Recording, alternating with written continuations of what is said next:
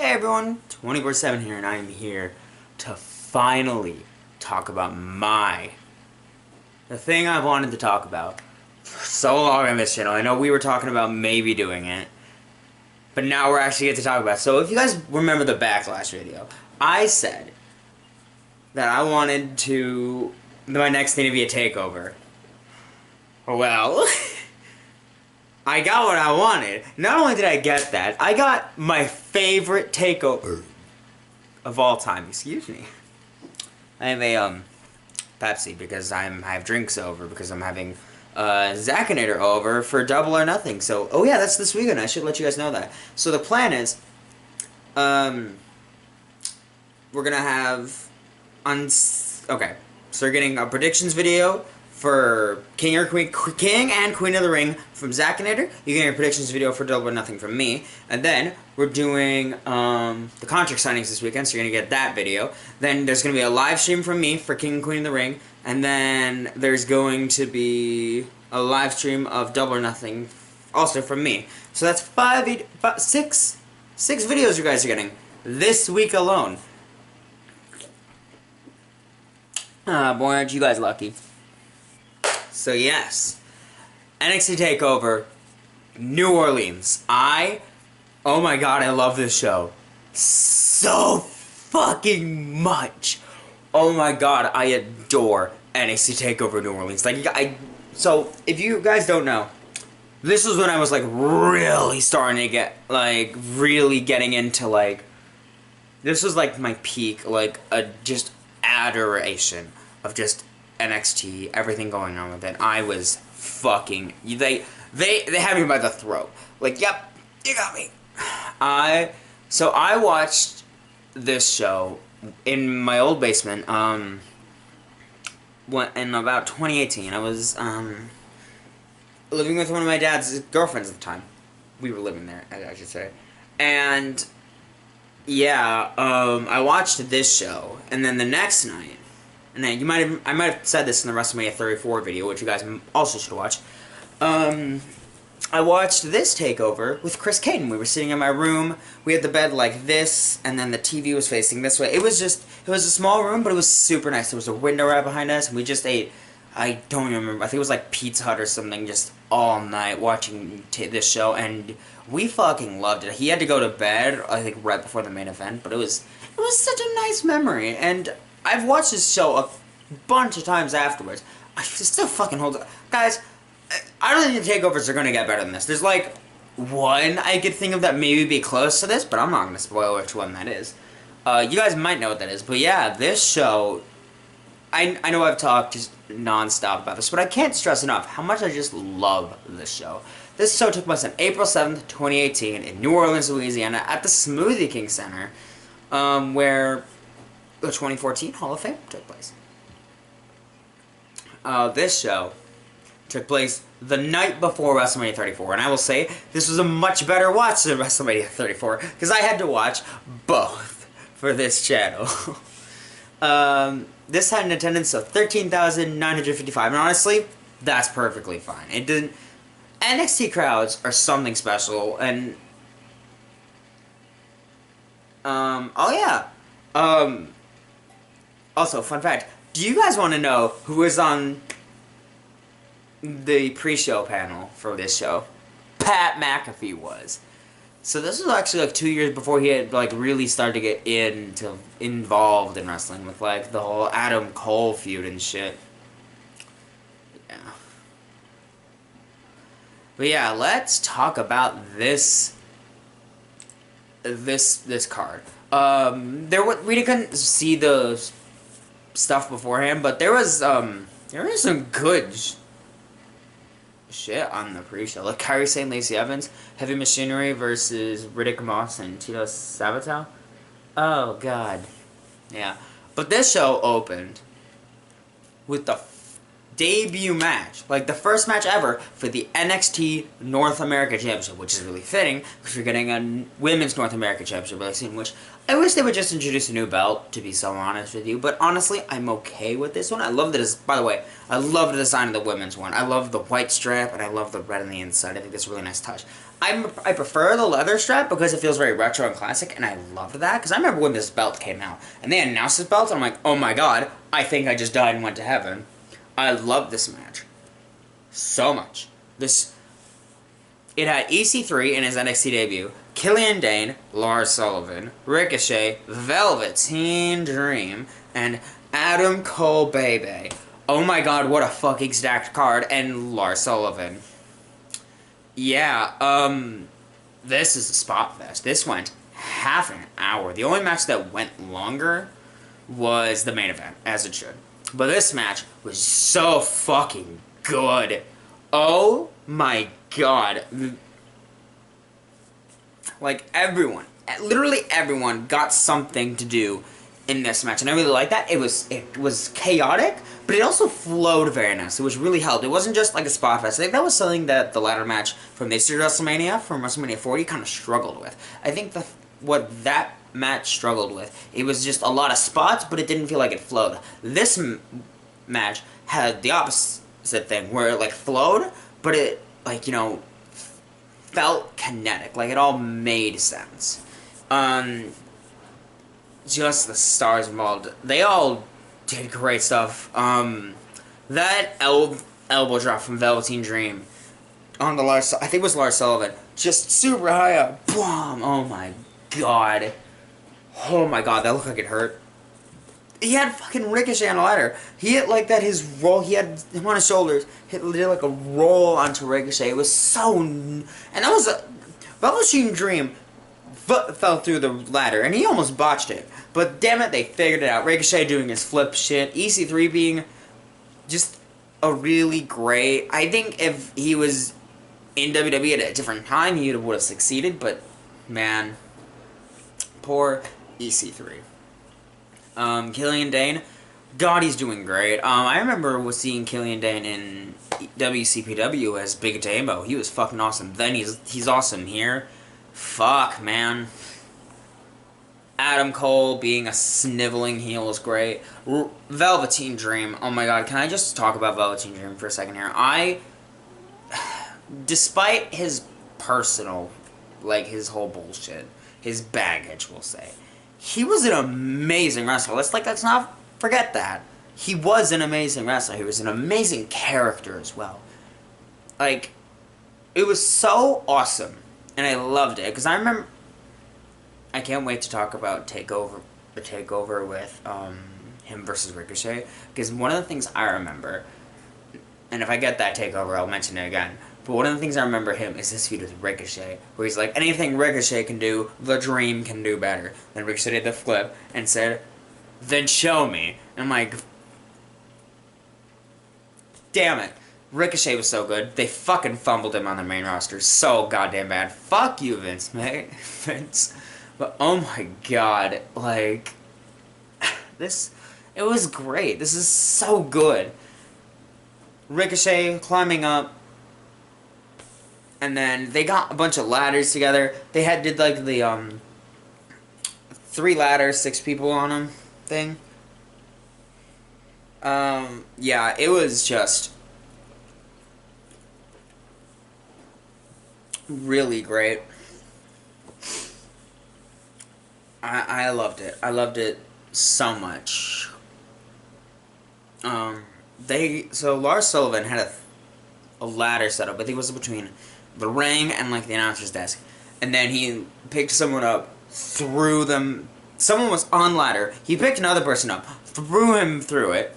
Both of them went through it. It looked fucking painful. Then Killian Dane picked him up, jumped and sat on one guy on the ladder, holding someone else. Oh my god, what the fuck are we watching? In the end, Ricochet climbed up the ladder, was gonna win, then Adam Cole came out, and Adam Cole is your first ever NXT North American Champion. I give the match 5 stars. It's so good. I can't even stress how good it was. In the second match of the night, Ember Moon defends the NXT Women's Championship against Shayna Baszler. So Ember Moon won this belt. Was it at War Games? I think it was at NXT TakeOver War Games in a Fatal 4-Way? I think it was a Fatal 4-Way? I think it was like, I don't remember who was on that match, but I think Kyrie was in as well. I personally think Ember Moon should have beaten Asuka for the belt, but that is just me. That's just a me thing. I think a lot of people could agree on that. I think Ember could have really benefited from the win, but I get they kind of wanted Asuka to, have her streak, but then lose it to fucking Charlotte, who didn't need it. Oh well. She had a really good run. I just wish it was better, But Shayna, oh my fucking god, Shayna Baszler, she's great. She was a badass. Like, not saying she's not a badass now, but NXT Shayna Baszler was different than main roster Shayna Baszler. That Shayna Baszler is a fucking menace to society. We saw that in 2020 with, the fucking, feud with Becky where she bit Becky's neck. That's NXT Shayna Baszler, so they've completely fucking fumbled it. But yeah, so Ember beat, Shayna Baszler in Philadelphia, at TakeOver Philadelphia. She put all her weight on both legs and just scraped by. Then Shayna attacked her from behind afterwards. Basically, kicking her ass. Until basically they were just like, fuck, I'm gonna give you a rematch. And then they fought. And this match is good. It's really good. But coming off the high of the ladder match, it's not as great, but it's still very good. These two have really good chemistry. Ember Moon is doing great right now as Athena. Like, Athena's awesome. We love the stuff she's doing with, like, Billie Kay, I think her name is. That's great stuff. But yeah, Shayna looked like a monster here. Basically, Ember was attacking the arm the whole time, making sure Shayna couldn't get in the Kirifuda clutch the whole time. Because, like, if that was in, you're fucked. You're not getting out of it. And Ember tried attacking the arm, and it worked. Shayna's arm, I don't even know if it was storyline or not. A shoulder pop out of her socket. So basically, she grabbed the ring post and just shouldered it back in, because yes, she gets pro wrestling. Like, goddamn, that was cool as fuck. And then, basically, while she had the Kirifuda clutch in, with her arm so hurt, she just grabbed her own fucking hair to hold it in. And I think, oh my god, that's amazing. Ember lost nothing in passing out. Shayna Baszler's your new NXT Women's Champion. I give the match 4.5 stars. That was a great match. Next, Undisputed Era defends the NXT Tag Team titles against the Authors of Pain and Pete Dunne and Roderick Strong. So the finals for the Dusty Rhodes Tag Team Classic were the Authors of Pain, who were going for their two-peat, and Pete Dunne and Roderick Strong, which are a great underdog story. So basically, it was basically like getting a trophy and a #1 contendership. And for some fucking reason, I hate when heels do this. Because it's the same thing's gonna happen whenever there's a #1 contenders match. They have to attack both teams for some reason, which they should know is gonna become a triple threat. Use your brain. It's what always happens. Roman Reigns learned this the hard way there earlier this year. Like, yeah, this shit's gonna happen. It's stupid. But yeah, this was what this is for: the Dusty Rhodes Tag Team Classic and the NXT Tag Team Championship. It's a really good match. Adam Cole was filling in for Bobby Fish. He was actually injured at the time. So I think, well, we'll talk about it later, but this was a really fun match. They basically took out Adam Cole early, and it was basically just Kyle O'Reilly in the ring defending his tag titles. And Kyle O'Reilly did. So he was fighting, he got attacked by Others of Pain, he was ready to fight, fell out of the ring. He's so good at something, because I don't know if it's, like, too cheesy to be funny, but it is funny. And this is so good. Pete Dunne and Roderick Strong are fucking great. Others of Pain are getting back to being great, because they were a great tag team to begin with. So, and then, Pete Dunne hit the bitter end on Kyle O'Reilly. And mind you, Adam Cole's was just destroyed by Authors of Pain on the outside. He was in the destroyed by the announce table. And then Roderick Strong attacked his own partner, Pete Dunne, put Kyle O'Reilly on top. Not only do Undisputed Era retain, they're the Dusty Road Tag Team Classic winners. And then, in a spot that I will always remember, Roderick Strong grabs Adam Cole's arm, pulls off the sleeve, joins the Undisputed Era. Now, I don't think Roderick Strong would have won. I don't think Roderick Strong would have turned if Bobby Fish didn't get hurt. I think they needed someone to tag team with O'Reilly for a bit until Fish got hurt. And Roderick was a great addition to Undisputed Era. I think it was awesome, and it really helped, like, strengthen his friendship, and I think that's why he's doing great in the Undisputed Kingdom, which we'll talk about Roderick Strong again soon. But yeah, because Roderick was just kind of a bland babyface who always kind of lost, so I think this was a great thing for him to do. This is great for him, honestly. I gave the match 4 stars. It was really good. I think the turn really helped, and that spot where all the members of Undisputed Era... Great. I love doing this. Undisputed Era is awesome. Like, if you guys remember the handicap match, me and Zach versus, Phoenix, we used the Undisputed Era's theme, because this is 2019, and we had to remember, Undisputed Era was still great around that time. Like, they were awesome. Let it be reminded that they were awesome. They were never not awesome. But yeah. Next. Andrade Cien Almas defends the NXT Championship against Aleister Black. Aleister Black, holy fucking shit, was so cool. We'll get to that. Because he's Malachi Black now, and he might be champion by the end of the weekend. But yeah. Andrade, I think, beat Drew at TakeOver War Games to win the title because Drew got injured. So that really sucked. Drew only held it for like a few months. But yeah, like... Yeah, Andrade did really good. For us, that 5-star match, I really wanted Johnny Gargano to win the title in the match with Andrade. But Andrade winning, I was okay with because the match was so fucking good. I was like, oh, this Andrade guy's really good. And now he's back in WWE and doing exactly nothing. Have we learned? Nothing. But Aleister Black, so fucking cool. I loved his entrance. They came up with the coffin and his theme song fucking slaps. Oh my god, his theme song is so good. It's metal as fuck. I love it. Andrade with Zelina Vega is awesome. This match is really good. 2 great talent getting the spotlight they deserve, fighting over the biggest prize in NXT. Just awesome. It wasn't the main event, but it shouldn't have been, and I'm glad they didn't do that.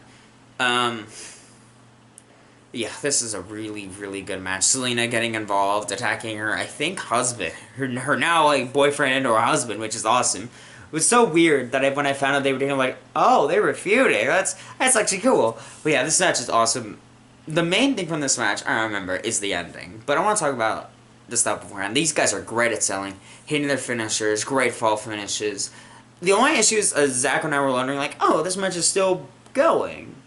Interesting. Because we didn't remember how long it was. It's only like a 20-minute match, but it kind of felt long, too. It wasn't bad. This is a great match. Make no mistake, but it kind of felt long right at the end. But right when it felt like that, the match ended. So we're like, that's fine. And then Zelina was jumping off the top rope. Andrade caught her. Boom. Black mass right in the fucking face. And I'm going to say this right now, and you're going to disagree with me. The Black Mass is the best kicking finisher ever. Sweet Chin Music is great. But the Black fucking Mass. God damn. I love the Black Mass. It's so cool. It is so fucking cool. It's so cool. Aleister Black wins the NXT Championship. And we caught him fucking smiling. The asshole! We caught him smiling. When does that fucker ever smile? Yeah, great match. I'll give it 4 stars. This is an awesome, awesome match. And then your main event. Johnny Gargano versus Tommaso Ciampa. This is an unsanctioned match. So the storyline going in this is that TakeOver Chicago in 2017?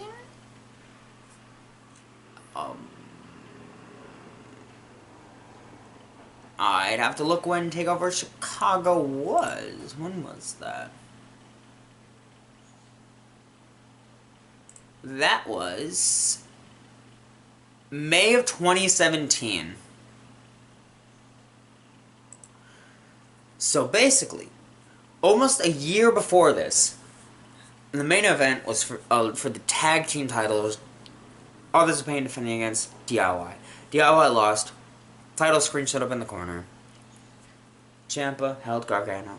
Said, "This is my moment." Turned heel.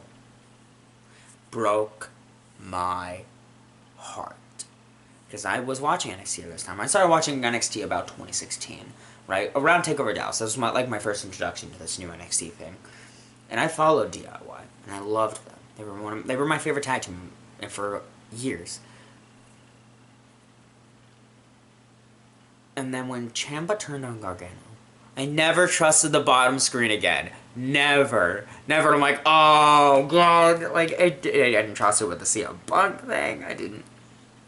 Like, this made me traumatized with the corner caption thing. The copyright logo. But,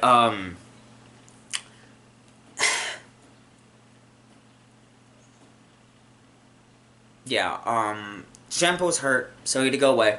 And I think that was the way to do it. But, Gargano won in this amazing singles run where I was like, holy shit. This guy's like the biggest babyface. And you guys know, I was a huge Johnny Gargano fan because, again, I used Rebel Heart when we started using theme songs for ABW. I used Rebel Heart because I fucking loved Johnny Gargano. He was my guy. I loved his character. I loved his growth. He felt like the biggest underdog. He was like Daniel Bryan after the fact, you know? Like, because Daniel Bryan was back, but he was like, you know, different. He wasn't the same anymore. This, he was like, yes, he was my guy. And then Ciampa, who was just the biggest ass. He cost Johnny, he came back, take over Philadelphia. After Johnny Gargano lost. Hit Johnny Gargano in the back with a crutch. And then Gargano put his NXT career on the line against Andrade for a rematch. Ciampa cost him.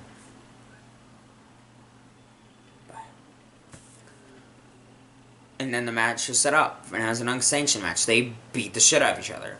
And right before the show started, during the I think it was like somewhere during the show, Gargano signed a contract because he basically signed a contract saying he couldn't sue WWE.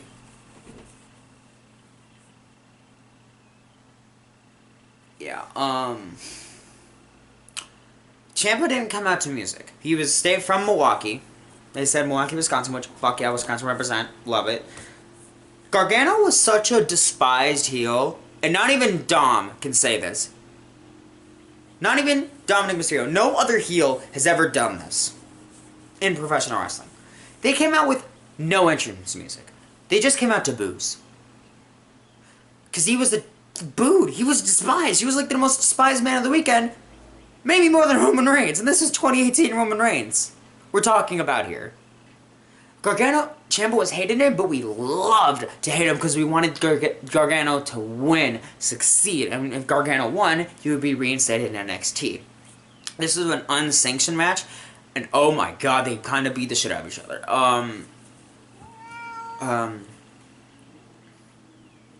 Before Gargano came out, Candice LeRae gave him a crutch for a weapon, and they just beat the shit out of each other. They fought in the arena. Gargano hit a crossbody on Ciampa off the fucking stand, which was like, oh, yeah. They used the steel chair, they used the steel steps, they used the trash can. Oh my god. Like, yeah.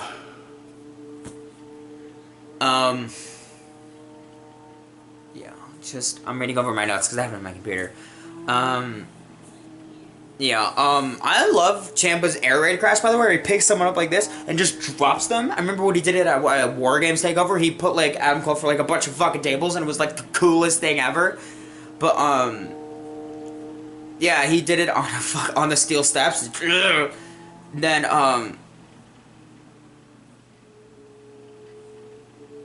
yeah, I watched a short from an interview with Gargano and Chris Van Vliet. Gargano said that one of the bumps that hurt the most was the suplex from New Orleans that Ciampa gave him off a fucking announce table on the floor. Oh my god, that did look painful. He said profanities came out. I don't blame him. Like, fuck, that looks painful as shit.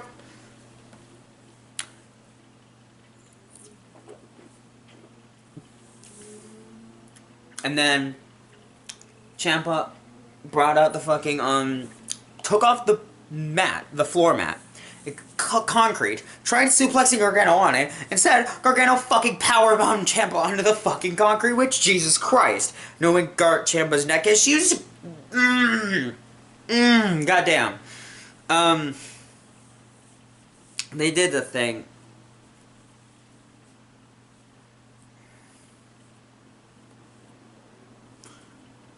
Yeah, they did a thing where Gargano was gonna hit Ciampa with the crutch.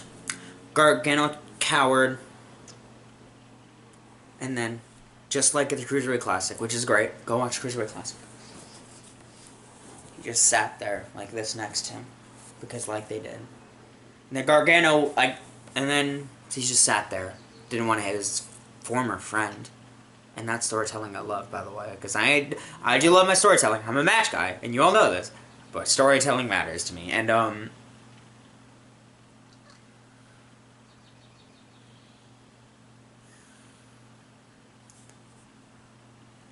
yeah, fuck, man. This match, they fucking killed each other, basically. Yeah, how do I explain? Yeah, they did their tag team finisher, like getting in the corner, kick, yeah. Yeah. And then, right as they were sitting, Ciampa grabbed the knee brace he was using. Grabbed the knee brace from Ciampa, hit the Gargano escape, which I fucking love. Great submission. It will forever hold a place in my heart, especially for New York. And then he used the knee brace in an STF. Ciampa tap out. And remember, he pulled him back, and Ciampa was just like, tap out. Gargano wins. 5 stars. It's hard, because there's like 2 in my head, and I know which other one you're thinking of. One of the best NXT main events of all time. It's one of the best TakeOver main events. It's one of the best main events I've ever watched. In just wrestling. It was story-driven. It was technically great. 5 stars. It's a great show. I give this show,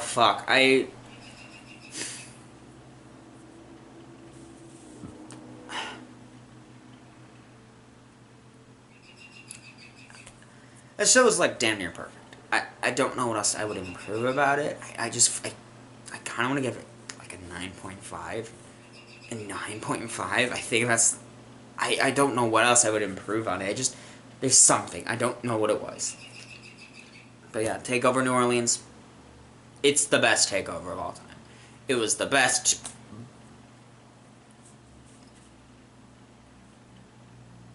Was it the best wrestling show of that year? There was another thing. There was something else, but we'll get to that of one day.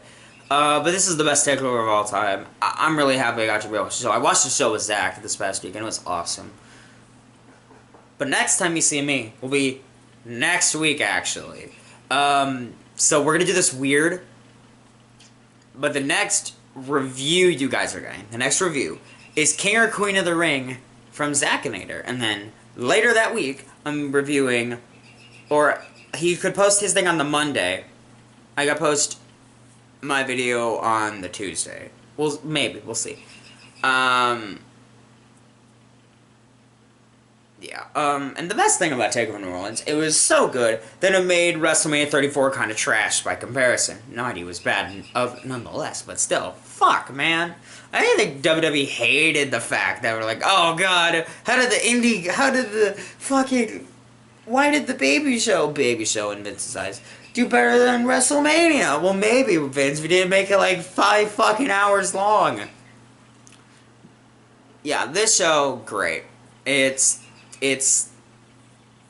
so fucking perfect. I love it. I give it 9.5 out of 10. So yeah, hope you guys enjoyed this review. I will see you guys next time with more awesome wrestling content. And I'll see you guys later this weekend. Oh yeah, later today, the promo's gonna go up, so I hope you guys enjoyed that video as well. See you guys.